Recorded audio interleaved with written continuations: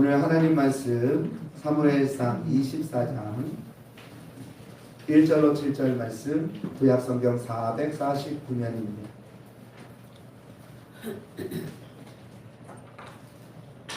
사무엘상 24장 1절로 7절 말씀 구약성경 449면입니다.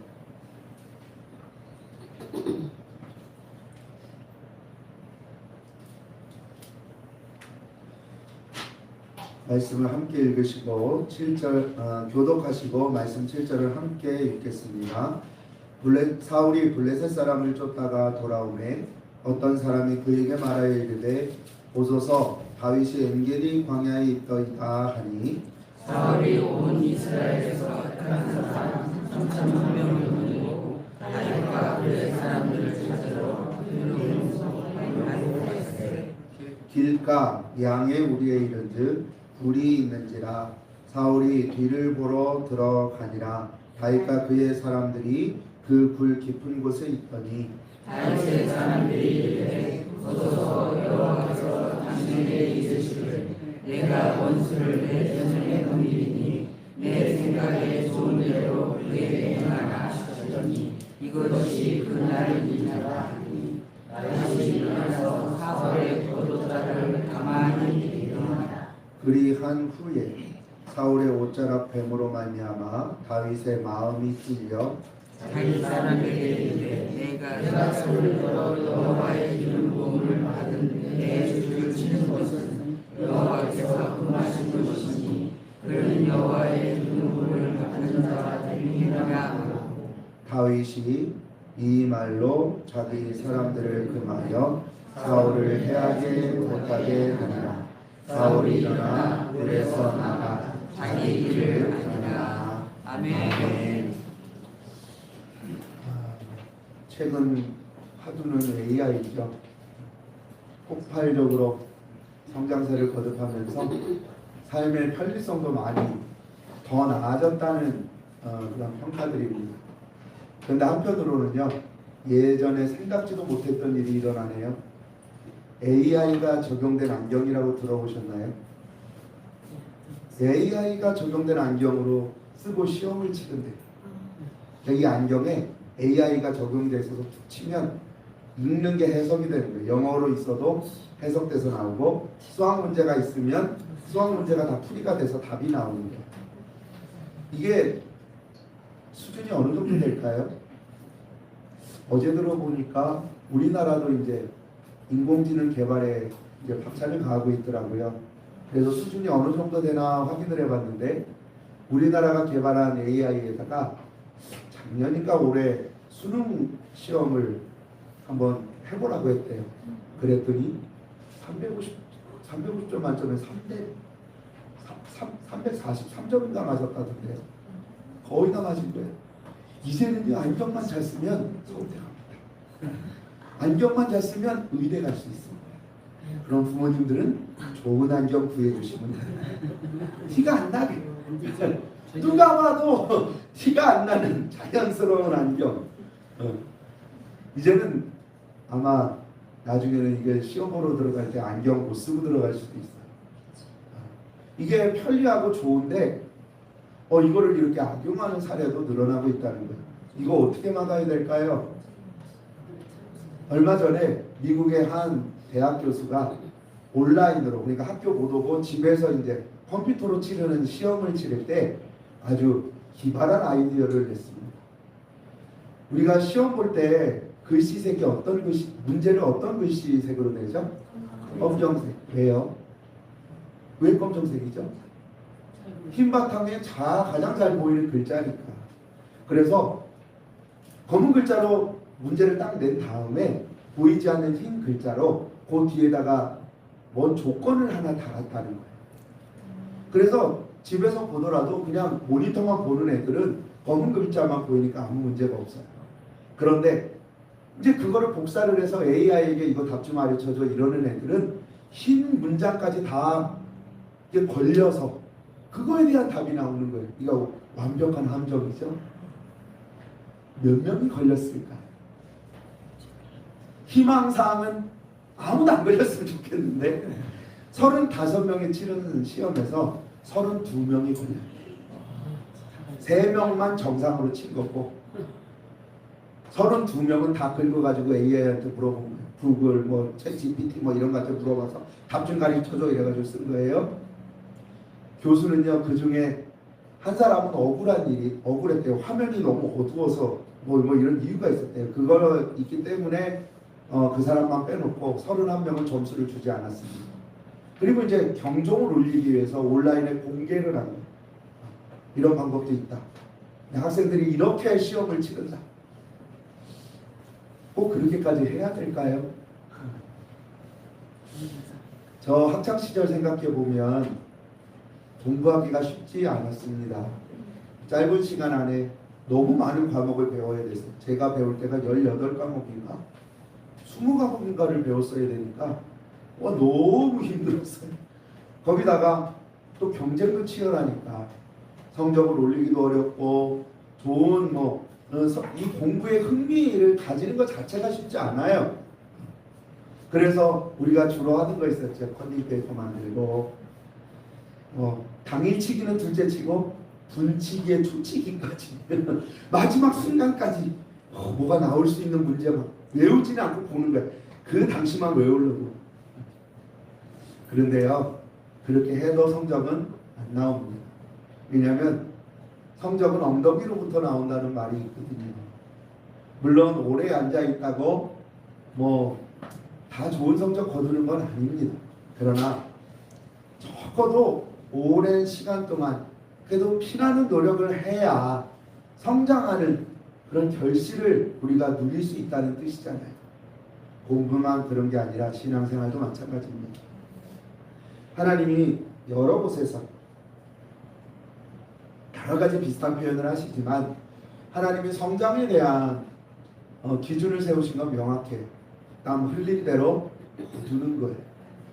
흘린 대로 거둔다. 그 얘기는 신앙생활에 성장의 왕도는 없어요. 어느 날 갑자기 죄송해요. 이게 직분을 가지고 얘기하는 건 아닌데 초신자가 어느 날 갑자기 장로의 신앙을 가지고 이럴 수는 없어요. 충분한 노력과 시간이 필요한 거예요. 그걸 보여주는 게 오늘 다윗의 모습이에요. 다윗은 어린 시절부터 아버지가 형들에게 아주 외면당했어요. 저 같으면 막내 아들 그 막내 아들 그 귀한 아들 집에서 오냐오냐 키웠을 것 같은데 형들하고 아버지는 그를 무시해서 그 어린애를 맹수들이 가득한 들판으로 내보내서 양을 치게 하는 거예요. 그 아이가 뭘 할 수 있겠습니까? 그저 하나님 살려주세요 기도할 수밖에 없는 그 시절부터 다윗은 평생 동안을 하나님 곁에 머무는 삶을 살려고 노력했습니다. 우리의 신앙생활의 노력이 뭘까요?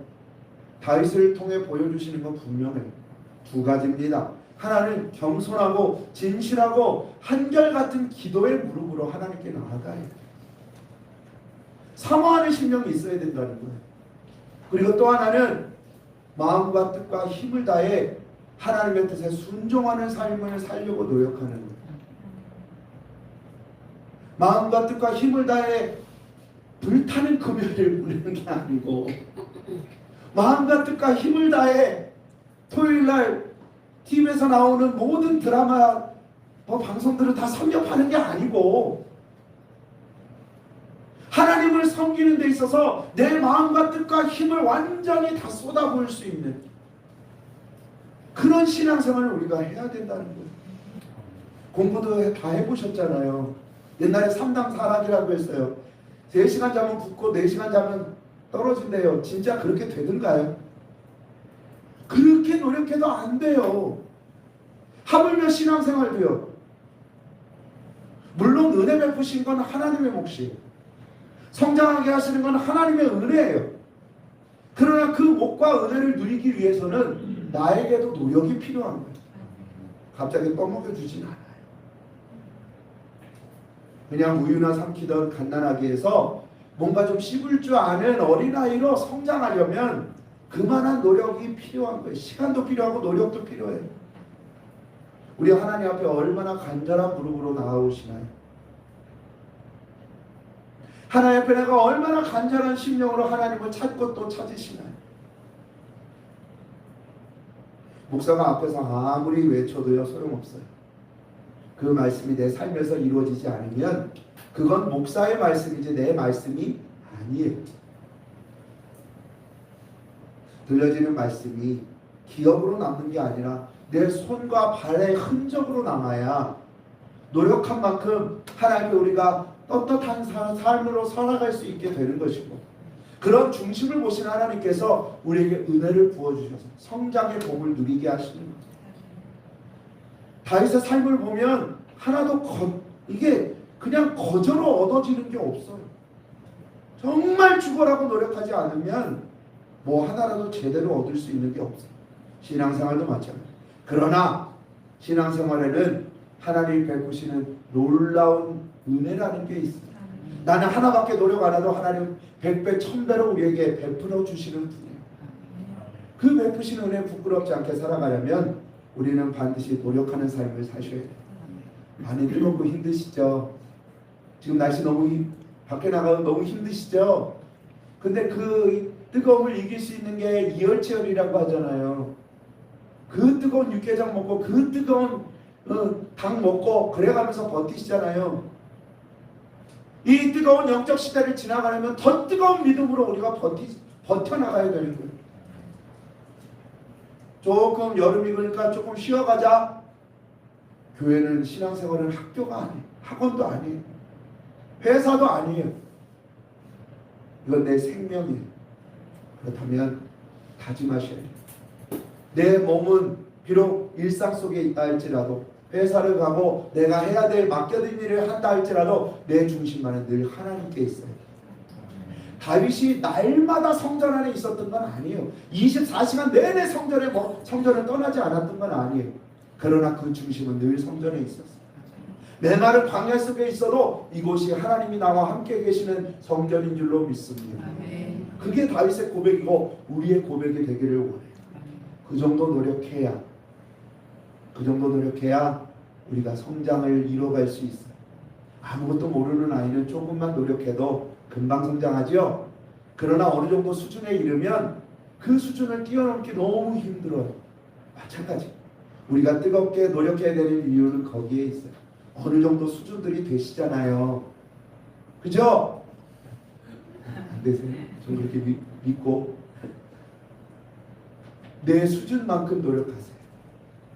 그러면 반드시 하나님이 성장의 복을 이루십니다. 그리고 그 성장을 하게 되려면 그 노력 가운데 우리가 뛰어넘어야 될 게 두 가지가 있어요. 그 두 가지를 노력해서 힘써서 뛰어넘지 않으면 우리는 성장을 좀 기대하기가 어렵다는 것.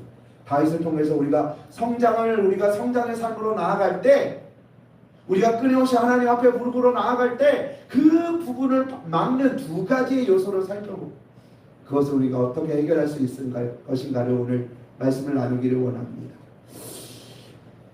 이스라엘 백성들이 하나님 앞에 우리에게도 왕을 주십시오라고 요구했죠. 주위에는 다 왕들이 있는데 왜 우리는 왕이 없습니까? 이스라엘의 왕이 없었던 게 아니었죠. 주위에는 눈에 보이는 왕이 있지만 이스라엘의 왕은 하나님이시잖아요. 그런데 믿지 않아요. 눈에 보이지 않는데 저 멀리 계신 하나님, 우리가 위기가 닥쳤을 때 어떻게 와서 우리를 돕겠습니까? 내 눈앞에 보여서 내가 안심할 수 있는 인간의 왕을 주세요. 그때 하나님이 이스라엘 백성 중에 뛰어나고 겸손한 믿음을 가졌던 사울을 첫 번째 왕으로 선택하셨습니다. 사울은 처음에 진짜 어떻게 보면 되게 순박했고 겸손한 청년이었어요. 하나님 앞에 나서는 것조차 막 두려워가지고 막 뒤에 숨는 사람이었어요. 근데 그렇게 순진했던 사람이, 그렇게 하나님 앞에 겸손했던 사람이 하나님의 도우심으로 계속 형통해지자 나중에는 결국 교만해집니다. 다 자기 힘으로 이룬 거죠. 그러다 보니까 하나님이 받으실 영광 가로채고 본인이 제사장도 아닌데 제사를 집례하고, 심지어 사무엘을 통해서 하나님이 회개하고 돌아올 기회를 주셨는데도 이런지하에 그냥 무시해버리죠.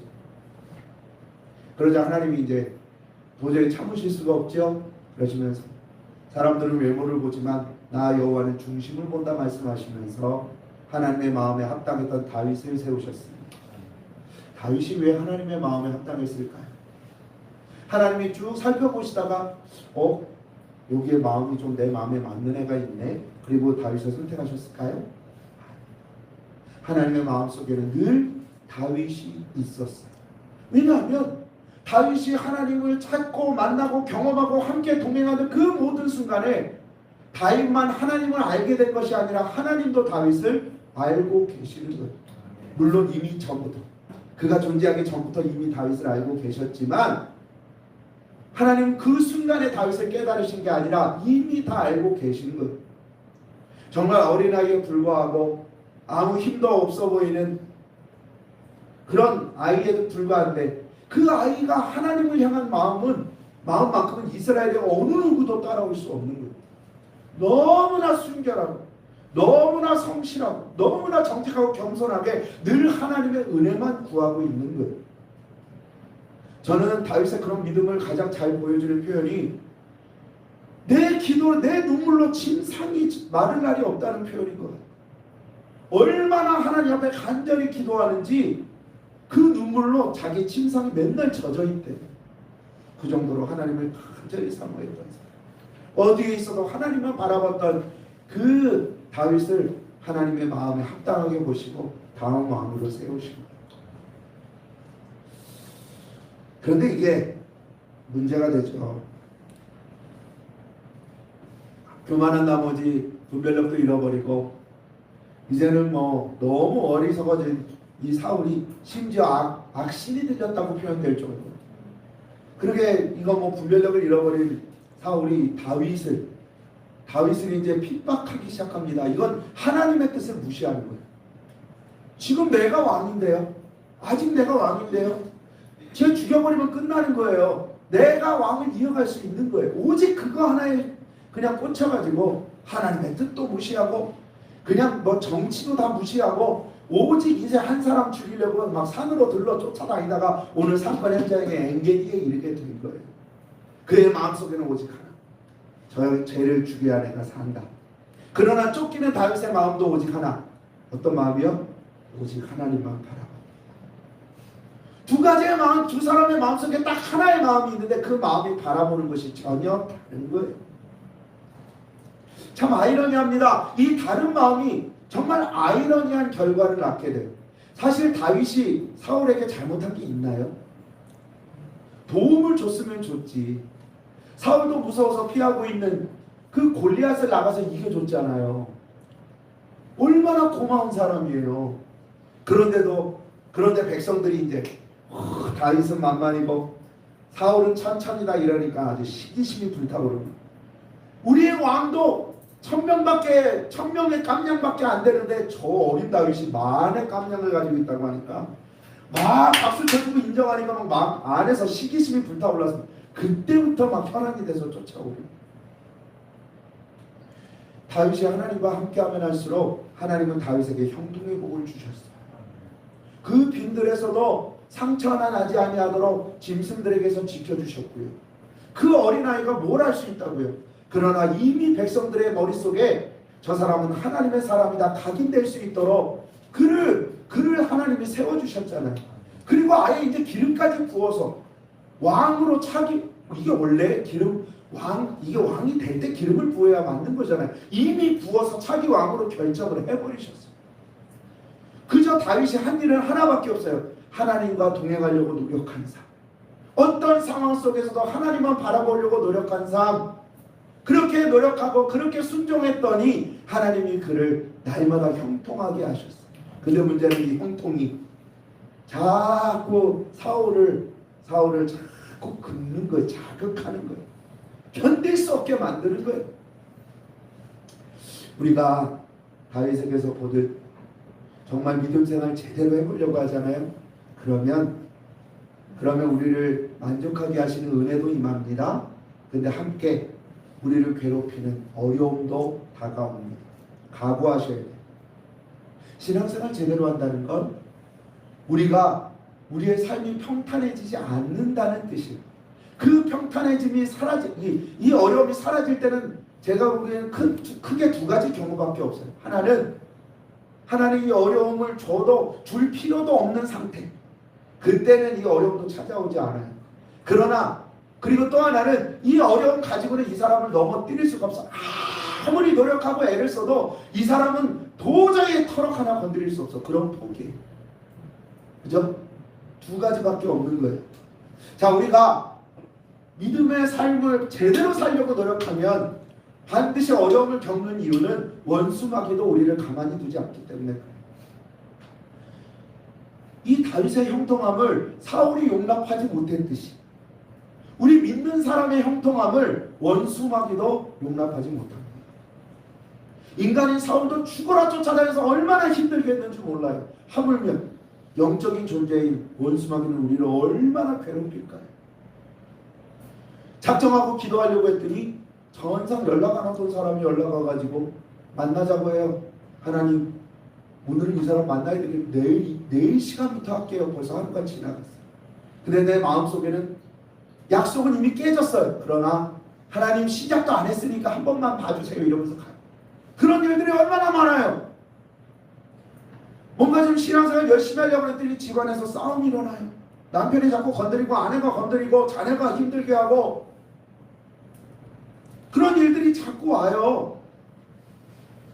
그런 일들을 당할 때에 예수 믿었더니 이런 일이 일어났네 이러시면 안 돼요. 내가 그래도 바른 길을 가려고 노력하고 있나 보다 생각하실 필요도 있어요. 우리가 고난당하는 건 크게 두 가지일 것 같습니다. 내가 잘못했으니 그 죄값을 치르는 거예요. 또 하나는 내가 잘못 안 했어요. 바른 길에 갈 때 원수마귀가 나를 넘어뜨리려고 우리를 도전하는 거. 그래서 우리가 고난당할 때는 두 가지를 생각해야 돼요. 하나는 내게 죄가 있는가.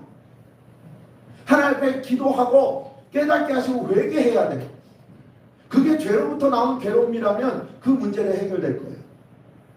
그리고 어쨌든 이 문제는 내가 하나님 앞에 회개한다는 건 우리에게 좋은 일이니까 어려움이 있을 때는 무조건 일단 내 자신을 돌아보시기 바랍니다.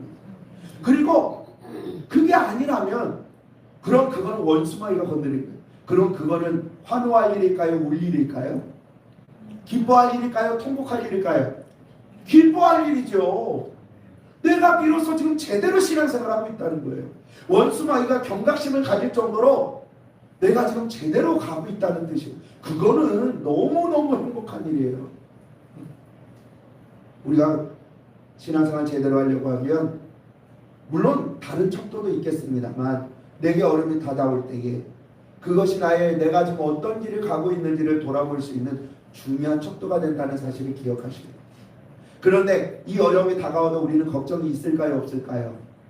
걱정 없어요. 왜냐하면 내 힘으로는 감당할 수 없어요. 그러나 하나님이 능히 감당하게 하시는 줄로 믿습니다. 어린 소년 다윗이 어떻게 골리앗을 이겨요? 그런데 그가 이길 수 있었던 이유는 하나예요. 우연히 물맷돌을 던졌더니 막 숙련된 기술이어서 우연히 막 그냥 이 이마에 딱 아니요.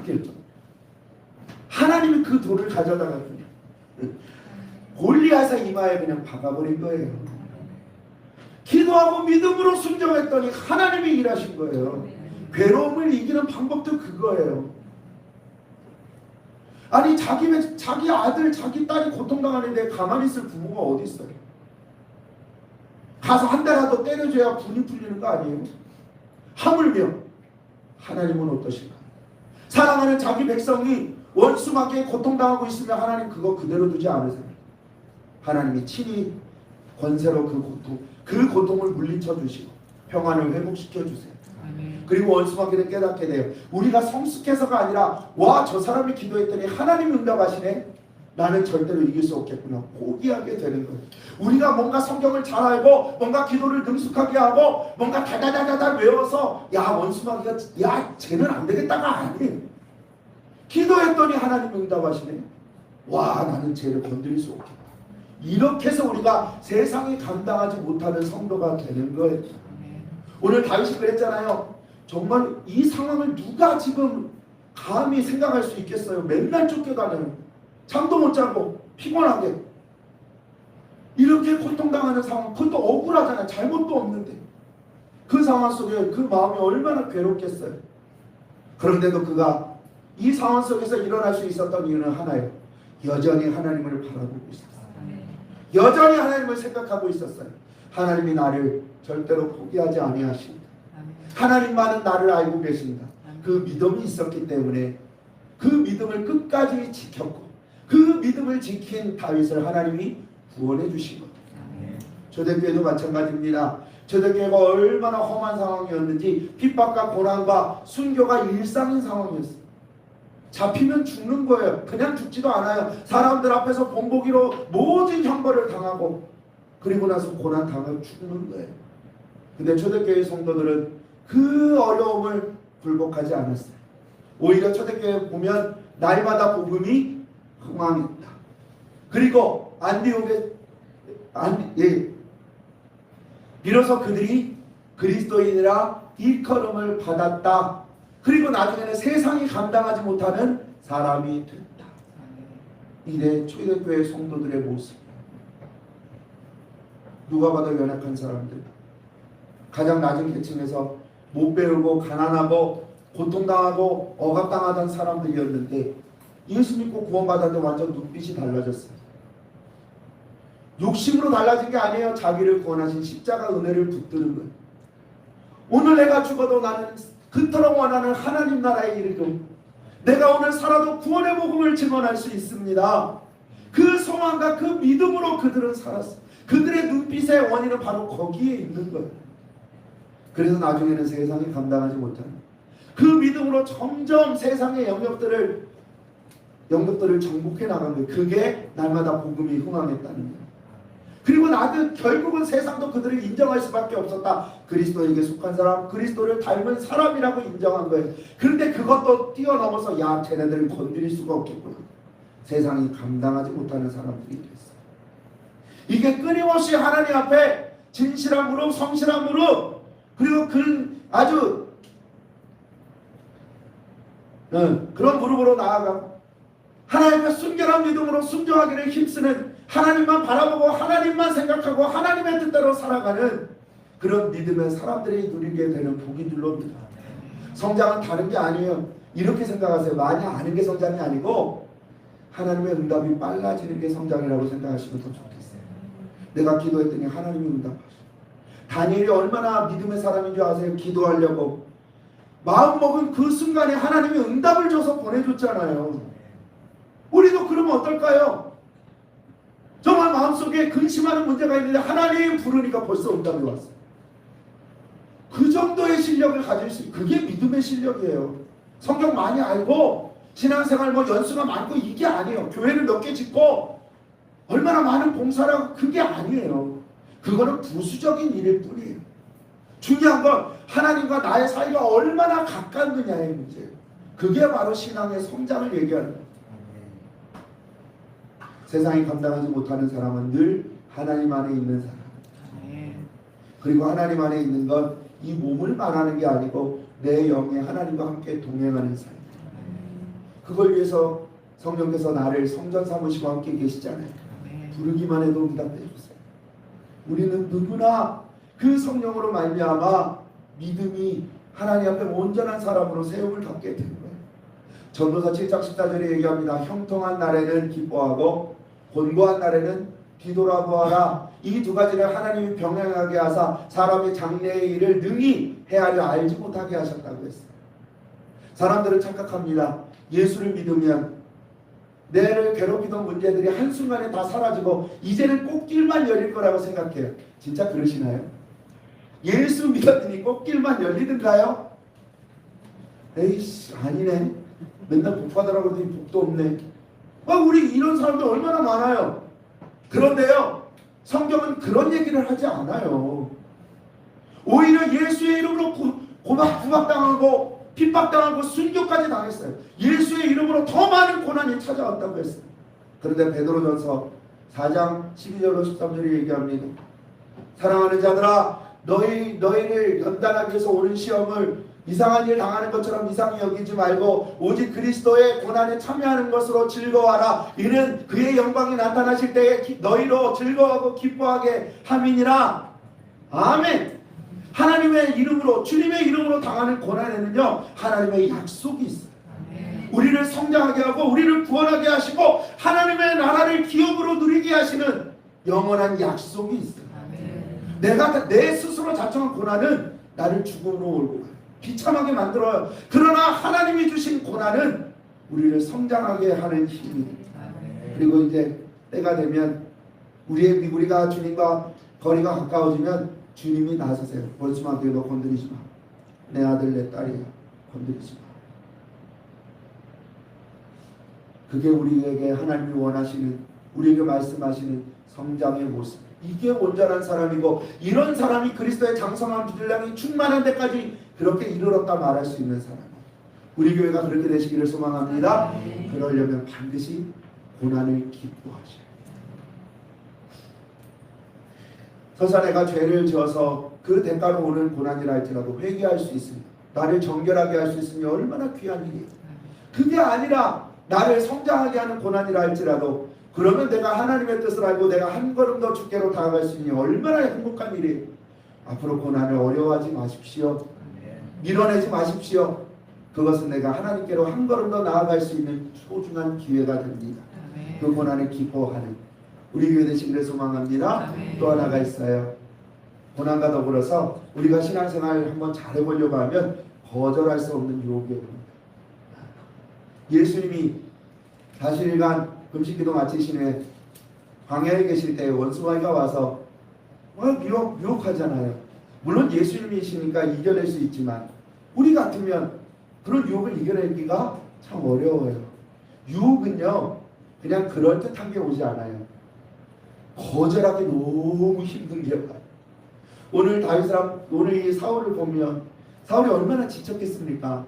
다윗 하나 죽이자고 그냥 산으로 들러 쫓아다니는, 너무너무 지쳤고 몸도 피곤한 데다가 이제 화장실도 급한 거예요. 어떻게 해야 되나 주위에 둘러보니까 굴이 많은데 그 중에 한 군데로 들어갑니다. 창피하니까 이제 다 누르고 자기는 거기서 좀 쉬기도 하고 좀 급한 일로 해결하려고 딱 들어갔는데 하필이면 그 굴에 도망다니는 다윗과 그 부하들이 거기 안에 들어가 있네요. 그러면 사울이 그 많은 굴들 중에 여러 굴들이 있었는데 그 굴 중에 이 굴에 들어간 게 우연일까요? 어쩌다 들어가 보니 거기에 다윗이 있었을까요? 사람들은, 세상 사람들은 그렇게 얘기할 겁니다. 아유, 딱 맞아 떨어졌네. 어떻게 그런 일이 있어? 근데 우리 믿음의 사람은 그게 아닙니다. 다윗의 눈에는요, 하나님의 섭리예요. 그리고 또 하나는 섭리뿐만이 아니라 다윗을 시험하십니다. 거절할 수 없는 유혹. 다윗은 그렇다 치고 쫓아다니는 부하들의 마음이 어땠을까요? 들어오는 사울을 보고 밖에는 지금 3,000명의 군사가 있는데 멀리 떨어져 있을까요? 너 저리 가, 저리 가. 그랬겠죠? 홀로 지금 무방비 상태로 들어와서 무방비 상태로 자기 용거 해결하고 이제 발을 덮는다는 거, 화장실 간다는 뜻도 있지만 입으로 덮는다는 뜻도 있어요. 좀 쉬고 휴식을 취한다는 뜻도 있어요. 무방비 상태로 누웠어요. 이게 찬스 아니에요? 지금 우리가 왜 이 고생을 당하고 있는데, 왜 집에도 못 가고 내 사랑하는 가족도 못 보고 이렇게 빈들을 쫓아다니면서 이렇게 죽을 둥살둥 고생하고 있는데요. 다윗 때문이기도 하지만 다윗을 쫓아다니는 이 사울 때문에 그래요. 그러니까 그 사울을 향한 마음이 그대로 드러나잖아요. 말씀을 인용하는데 원수라고요. 원수. 저 원수가 들어왔어요. 아싸 기회예요. 하나님이 말씀대로 원수를 내 목전에 데려다 주셨어요. 자, 저거 죽이기만 하면 당신도 평안해지고 우리도 집으로 돌아갈 수 있어요. 자, 명령만 하세요. 그런데 이건 말을 못해. 앞에서 자고 있으니까 기속만. 다 알아들어, 다 듣는 말이에요. 그런데 다윗이요, 그런 선택을 안 해요. 죽일 수 있어요. 죽이지 않고 그의 옷자락을 뱉다고 했어요. 이 선택을 어떻게 보세요? 잘못해서일까요? 겁이 많아서일까요? 저는 이 선택을요, 하나님이 시험하심에 합당한 대답이라는 생각입니다. 하나님이 신명기 22장 12절에서 너희는 너희 겉옷 내 귀퉁이에 술을 만들지니라라고 말씀하셨어요. 술이 뭐냐면 우리가 그 커튼 달면 커튼 밑에 이렇게 장식품 늘어지게 이렇게 달잖아요. 그게 술이거든요. 그걸 왜 내 귀퉁이에 달라고 했냐면 짤랑짤랑 움직이는 거 보면서 하나님의 모든 명령을 기억하고 준행하고 그로 인해서 타락하지 말라는 하나님의 말씀 상징으로 주신 명령이에요. 그래서 이스라엘 백성 남자들은요 다 자기 옷 귀퉁이에 이런 술을 만들어 달았는데 이게 타셀이라고 해요. 그런데 발전하잖아요. 처음에는 그냥 수수한 거 달았는데 나중에는 밋밋하면 싫어. 부자들은 부자 있는 거 좀 좋은 거 달고 싶잖아요. 막 보석 이런 거 달고 싶잖아요. 그래서 나중에는 각자가 할 수 있는 재료로 귀퉁이에 달았어요. 그래서 이 타셀을 보면 유대인이라는 표시도 되지만 한편으로는 이 사람이 지위가 높다, 뭐 좀 낮다, 부자다, 가난하다 뭐 이런 부분들이 신분이 드러나는 상징이 되는 거예요. 그러니까 이게 자존심이 자존심. 그래서 어쩌다가 이 타셀 끈 하나 풀어지잖아요. 나 같으면 그냥 달고 다닐 것 같은데 다 잘라 다시 달아.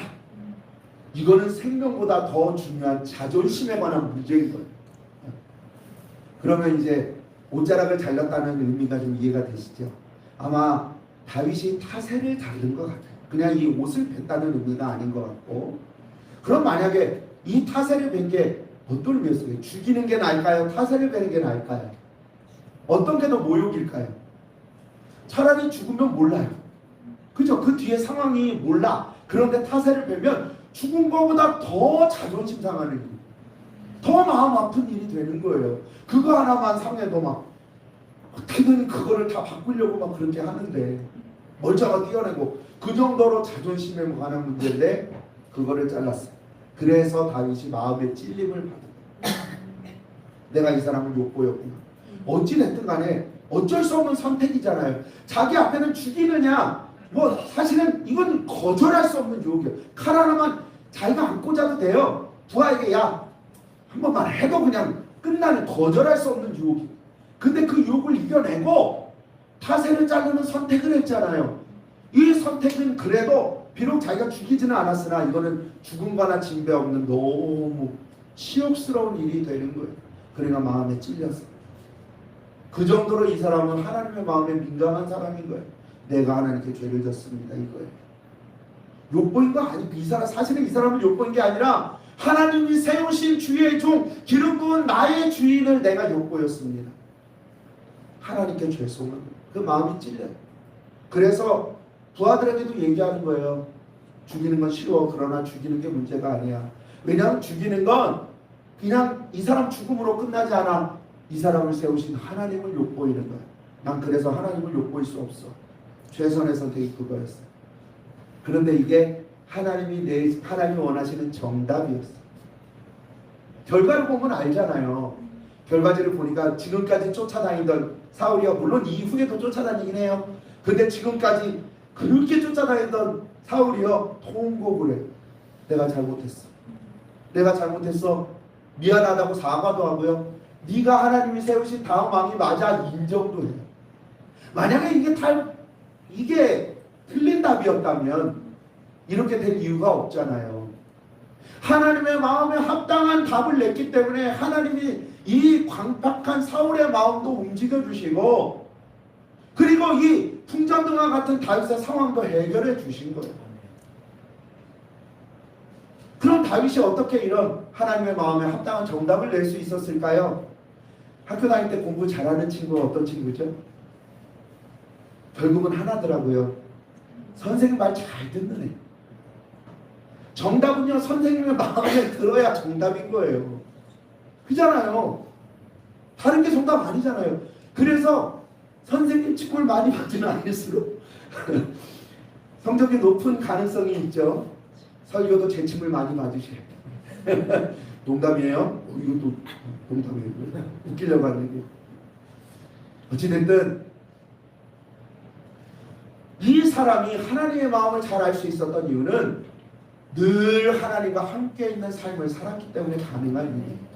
함께 있고 경험하다 보니까 하나님의 마음을 알게 되는 거예요. 이 상황에서 하나님 아마 여기에 나오진 않았지만 그 짧은 순간에 다윗은 기도했을 거예요. 하나님 무엇을 원하십니까? 내가 어떻게 해야 하나님의 마음에 합당할까요? 그리고 하나님 이 어려움 속에서 내가 벗어날 수 있는 방법 좀 하나님 가르쳐 주세요.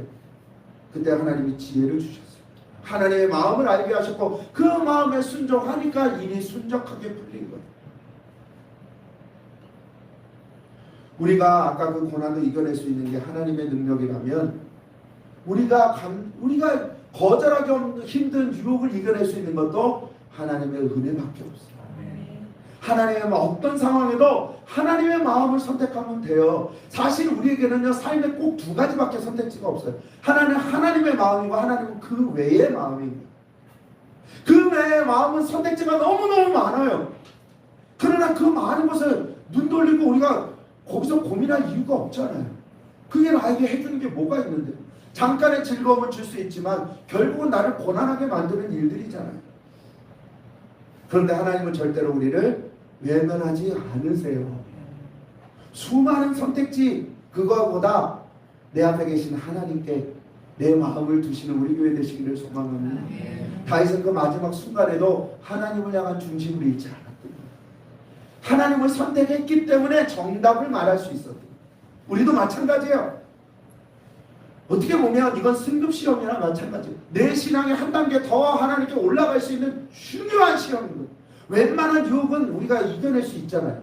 근데 이거는 진짜 참기 어려운, 사람들마다 참기 어려운 유혹이 있잖아요. 그걸 이겨낸다는 건 정말 어려운 일이에요. 근데 그걸 이겨내면 그만한 우리의 하나님이 주시는 은혜도 있다는 뜻이에요. 그 단계를 넘어가려면 내 힘으로는 안 돼요. 하나님의 지혜가 필요해요. 하나님의 마음을 알아야 돼요. 왜냐하면 출제자가 하나님이십니다. 그 마음에 합당한 답을 내야 정답이죠. 성경이 정답일까요? 하나님의 마음이 정답일까요? 물론 하나님의 말씀이 여기에 기록되어 있으나 하나님의 말씀이 여기에 전부 기록된 건 아니잖아요.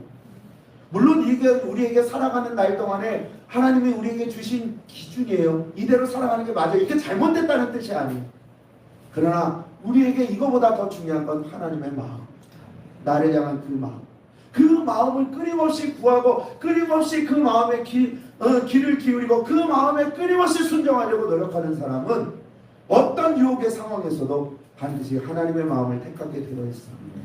그리고 그것이 그를 성장하게 하는, 한 단계가 아니라 두 단계, 세 단계 성장하게 하는 그렇게 귀한 결과가 될 줄로 믿습니다.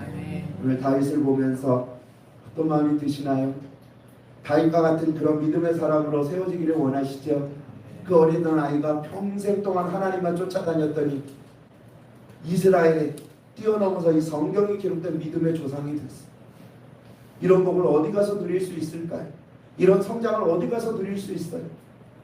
그런데요, 하나님이 주시는 은혜는 이거는 비교도 안 돼요. 하나님의 나라를 기업으로 받는 은혜를 누리게 됐잖아요. 그 약속이 있잖아요.